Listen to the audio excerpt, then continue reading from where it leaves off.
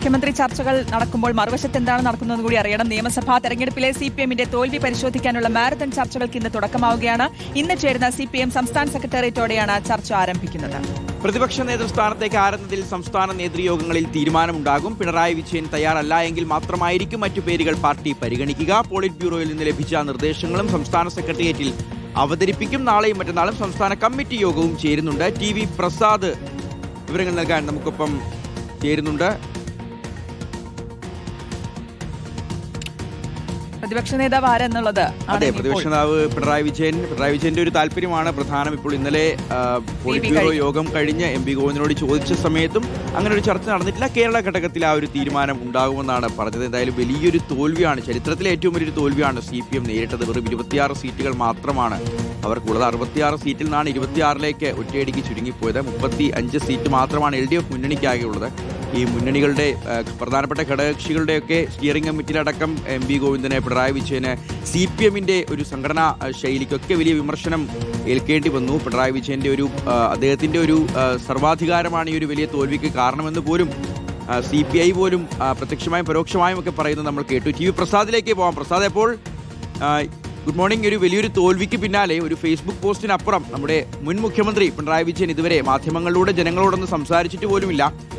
ഓരോ തവണ മാധ്യമങ്ങൾ പോകുമ്പോൾ നമുക്ക് പിന്നെ കാണാം, സെക്രട്ടറിയോട് ചോദിക്കുമെന്നൊക്കെയാണ് അദ്ദേഹം പറയുന്നത്. അപ്പോൾ ഒരു വിശദമായ ഒരു ചർച്ച സംസ്ഥാന തല യോഗങ്ങളിൽ CPM-നുള്ളിൽ ഇന്നു മുതൽ അടുത്ത ദിവസങ്ങളിലേക്ക് മുന്നോട്ടുണ്ടാകുമോ? ഒരു തിരുത്തലുണ്ടാകുമോ? അതോടൊപ്പം അദ്ദേഹം ഇന്നലെ പിണറായി വിജയൻ വാടക വീട്ടിലേക്ക് മാറിയിട്ടുണ്ട്. അപ്പോൾ കന്റോൺമെന്റ് ഹൗസിലേക്ക് ഇല്ല എന്നൊരു സൂചന കൂടി അത് നൽകുന്നുണ്ടോ? ഉറപ്പായുമുണ്ട് ഷിഹാസെ. അതായത് ഒരു പ്രധാനപ്പെട്ട കാര്യമുള്ളത്, ഇന്നലെ ഇപ്പോൾ വാടക വീട്ടിലേക്ക് മാറി എന്നുള്ളതാണ്. പക്ഷെ വാടക വീട്ടിലേക്ക് മാറി എന്നതുകൊണ്ട് മാത്രം പ്രതിപക്ഷ നേതാവ് സ്ഥാനത്തേക്ക് ഇല്ല എന്ന് ഉറപ്പിച്ച് പറയാനും കഴിയില്ല. നമുക്കറിയാവുന്നതുപോലെ ക്ലിഫ് ഹൗസ് ഒഴിഞ്ഞു കൊടുക്കേണ്ടതുണ്ട്. അതുപോലെ തന്നെ ഇനിയിപ്പോൾ കന്റോൺമെന്റ് ഹൗസ് ആണെങ്കിൽ അത് നന്നാക്കി എടുക്കാനൊക്കെ ഒരു സമയമെടുക്കും. അതുകൊണ്ട് തന്നെ ചിന്താ ഫ്ലാറ്റിൽ താമസിക്കാൻ കഴിയാത്തൊരു സാഹചര്യമാണുള്ളത്.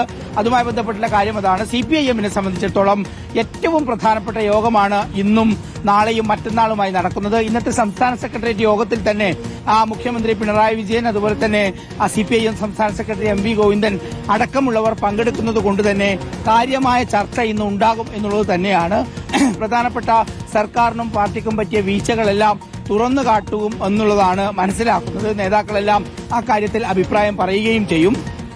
മാത്രവുമല്ല, ഇന്നത്തെ സെക്രട്ടേറിയറ്റ് യോഗം പ്രതിപക്ഷ നേതാവിനെ തെരഞ്ഞെടുക്കാൻ വേണ്ടി സാധ്യതയുണ്ട് എന്നുള്ളത് തന്നെയാണ്. അങ്ങനെയെങ്കിൽ നാളെയും മറ്റന്നാളും സംസ്ഥാന കമ്മിറ്റി കഴിഞ്ഞതിന് ശേഷം അതിലൊരു പ്രഖ്യാപനം CPIM-ന്റെ ഭാഗത്തുനിന്നുണ്ടാകും എന്നുള്ളതാണ് പ്രതീക്ഷിക്കുന്നത്. എന്തായാലും സമീപകാലത്തുണ്ടായ തിരിച്ചടികളിൽ ഏറ്റവും വലിയ തിരിച്ചടിയാണ് ഇത്തവണത്തെ നിയമസഭാ തെരഞ്ഞെടുപ്പിൽ CPIM-നുണ്ടായത്. അതുകൊണ്ട് തന്നെ പാർട്ടി സംസ്ഥാന സെക്രട്ടേറിയറ്റും സംസ്ഥാന കമ്മിറ്റിയും കഴിഞ്ഞ് പാർട്ടിയുടെ ജില്ലാ കമ്മിറ്റി യോഗം, ജില്ലാ സെക്രട്ടേറിയറ്റ് യോഗം, ജില്ലാ കമ്മിറ്റി യോഗങ്ങൾ, ഏരിയ കമ്മിറ്റി യോഗം, ലോക്കൽ കമ്മിറ്റി യോഗം, ബ്രാഞ്ച് യോഗം, ഇതെല്ലാം കഴിഞ്ഞാണ് റിവ്യൂ റിപ്പോർട്ട് തയ്യാറാക്കുക എന്ന് നേരത്തെ തന്നെ പറഞ്ഞിട്ടുമുണ്ട്.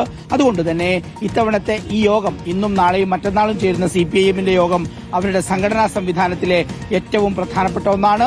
വെറും തെരഞ്ഞെടുപ്പ് തോൽവി മാത്രമല്ല ഇത്തവണ ഉണ്ടായത് സംഘടനാപരമായ വലിയ പൊളിച്ചെഴുത്തു കൂടിയാണ് ഇപ്രാവശ്യം പല മണ്ഡലങ്ങളിലും സംഭവിച്ചത്. അതുകൊണ്ട് ഗൌരവമായ ചർച്ച, എങ്ങനെ പാർട്ടിയെ തിരിച്ചു കൊണ്ടുവരാം എന്നുള്ള ചർച്ച വളരെ സജീവമായി നടക്കും എന്നാണ് കരുതുന്നത്. ഷിഹാസ്, ശരി. TV പ്രസാദ് പറഞ്ഞതുപോലെ തന്നെ ഈ ബ്രാഞ്ച് തലത്തിലുള്ള സഖാക്കന്മാരെ ഉൾപ്പെടെ മുകൾ തട്ടിലേക്ക് വിശദമായി അവർക്ക് പറയാനുള്ളതെല്ലാം കേൾക്കും, തിരുത്തൽ വരുത്തും, തിരിച്ചുവരും എന്നുള്ളതാണ് പാർട്ടി ജനറൽ സെക്രട്ടറി MA ബേബിയും പറഞ്ഞത്. നോക്കാം